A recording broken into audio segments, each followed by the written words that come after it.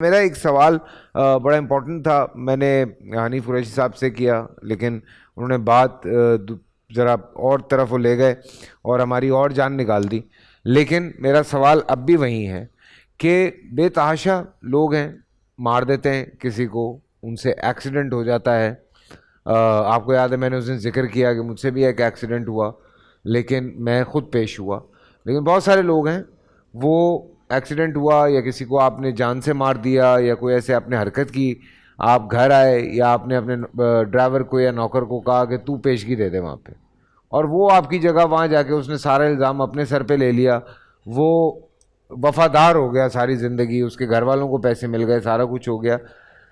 دونوں کے لیے کیا سچویشن ہوئی میں یہ جاننا چاہتا ہوں. اجازت ہے؟ بسم اللہ.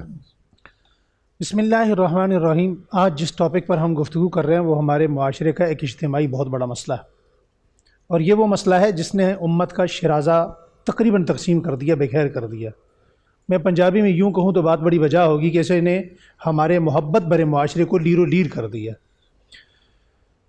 ہمارے ہاں اکثر لوگوں کو تھیوری سمجھ میں نہیں آتی، پریکٹیکل سمجھتے ہیں. تو پریکٹیکل سنیں. مدینہ منورہ ہے، مدینہ منورہ میں ایک پاک دامن خاتون پر اس کے فوت ہونے کے بعد اسے غسل دیتے وقت ایک عورت اس پر غسل دیتے وقت الزام لگا دیتی ہے. صرف اتنا جملہ کہتی ہے کہ اس کا تو فلاں کے ساتھ معاملہ چل رہا تھا. وہ عورت کتنی پاک باز پاک دامن ہوگی، اور یہ تہمت اللہ کو کتنی نابرداشت ہے کہ اللہ جل شانہ کی قدرت ایسی تھی کہ اس عورت کا ہاتھ غسل دیتے ہوئے اس خاتون کے ساتھ چپک گیا. اب بڑی دیر ہو گئی، لوگ انتظار کر رہے ہیں، چونکہ عورت کو بہت ہی پردے کے اندر، عورت چیز ہی پردے کی ہے، عورت عورت سے نکلے اور عورت کہتے ہی پردے کو ہیں. اب اسے پردے میں غسل دیا جا رہا تھا. باہر سے پیغام بھیجا کہ بھئی کتنی دیر ہے غسل میں، جنازے کا وقت قریب ہے، عورت کو باہر لایا جائے. خیر کرتے کرتے خبر باہر آ گئی کہ غسل دینے والی جو عورت تھی اس کا ہاتھ چپک گیا. اب وہ کہنے لگی، جو عورت جس کا ہاتھ چپک گیا تھا وہ بھی کہنے لگی، اور اس کے رشتہ دار خواتین بھی کہنے لگیں کہ جو عورت فوت ہو چکی ہے اس کے جسم کا وہ حصہ تھوڑا سا کاٹ دیا جائے تاکہ اس کا ہاتھ اس سے جدا ہو جائے. اللہ نہیں ہوا. اب جو میت کے ورثاء تھے انہوں نے کہا جی ہاتھ اس کا چپکا ہے، ہم اپنی عورت کا جسم کاٹنا کیوں برداشت کریں، اس کا ہاتھ کاٹا جائے. خیر بات چلتے چلتے حضرت امام مالک رحمۃ اللہ علیہ تک پہنچی. امام مالک رحمۃ اللہ علیہ تشریف لائے، اور آپ نے اس خاتون سے، چونکہ میت کے اوپر پردہ ڈال دیا گیا، اس خاتون سے پوچھا کہ تم نے کوئی جملے تو نہیں کہے، اس وقت کیا ہوا؟ اب وہ گھبرائی ہوئی تھی. اس نے کہا جی اس وقت میں نے یہ کہا کہ اس عورت کا فلاں مرد کے ساتھ یہ معاملہ چل رہا تھا، معاشقہ چل رہا تھا. اس نے کہا تمہارے پاس اس بات کی کیا گواہی ہے، تم نے کب دیکھا، کیا معلومات ہے؟ اس نے کہا نہیں، یہ ایک مرتبہ ایسا ہوا تھا کہ یہاں سے میں کھڑی تھی، یہ عورت میرے سامنے سے گزری اور وہ مرد اس کو دیکھ کر ہنس رہا تھا. حضرت امام مالک رحمۃ اللہ علیہ نے فرمایا یہ تم نے بہتان باندھا ہے، اور بہتان کی نقد سزا اللہ نے تمہیں دنیا میں دے دی ہے، آخرت کی اللہ ہی جانتا ہے. اب ہوا کیا؟ ہاتھ کیسے چھوٹا؟ نہ اس عورت کا جسم کاٹنا پڑا، نہ اس کا ہاتھ کاٹنا پڑا. امام مالک رحمۃ اللہ علیہ نے فرمایا اس کو 80 کوڑے مارے جائیں. 80 کوڑے، ایک، دوسرا، تیسرا، چوتھا، پانچواں، چھٹا، 75، 76، 77، 78، 79 کوڑے لگے، اس کا ہاتھ نہیں چھوٹا.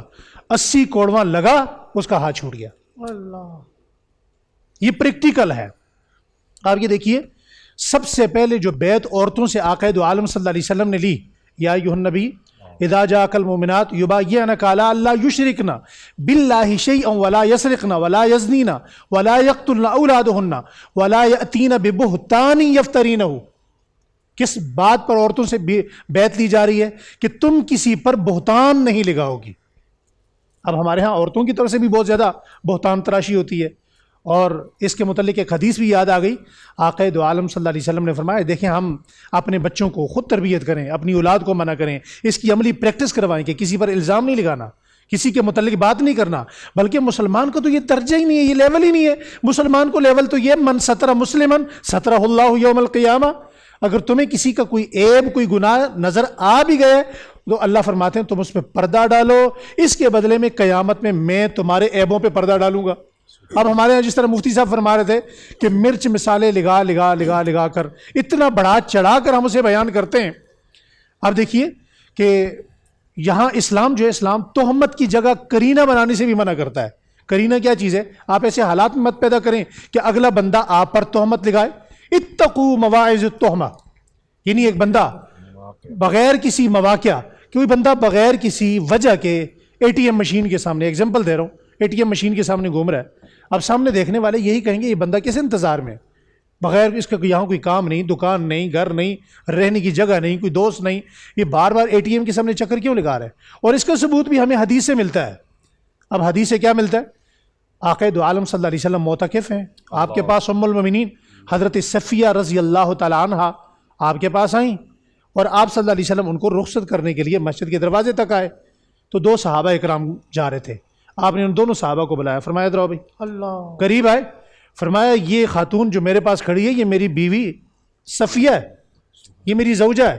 انہوں نے کہا یا رسول اللہ آپ فدا کا ابی و امی، یا رسول اللہ آپ نے کیسی بات کی، ہم آپ کے متعلق یہ سوچ بھی سکتے ہیں؟ فرمایا نہیں، من شر الوسواس الخناس، شیطان وسوسہ کسی بھی وقت ڈال سکتا ہے.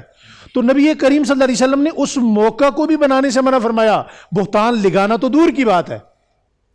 تو اس موقع پر چونکہ آج اللہ اکبر حضرت علی المرتضیٰ رضی اللہ تعالیٰ عنہ، میں ایک جملہ کہا کرتا ہوں، نہیں لائق ہر شخص مداحی علی المرتضیٰ، اغیار پہ یہ کلام آ نہیں سکتا، منافق مر جائے گا نہ لے گا نام مرتضیٰ کا، واللہ یہ پاک نام ناپاک زبان پر آ نہیں سکتا.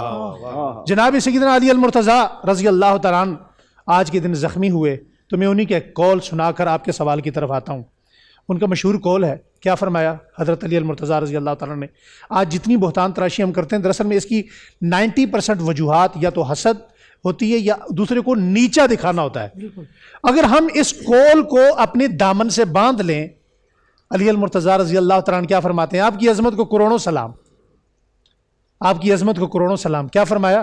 فرمایا جو بندہ اپنے عیب دیکھنا شروع کر دے گا اس کو دوسرے میں خوبیاں ہی خوبیاں نظر آئیں گی. سبحان اللہ. آج کون سا بندہ ہے جو دوسرے میں خوبیاں تلاش کرتا ہے؟ جی مسلک وائز آپ علماء کو لے لیں، چھوڑیے دوسرے لوگوں کو. کون کس کو معاف کرتا ہے؟ کسی کو معاف کرتا ہے؟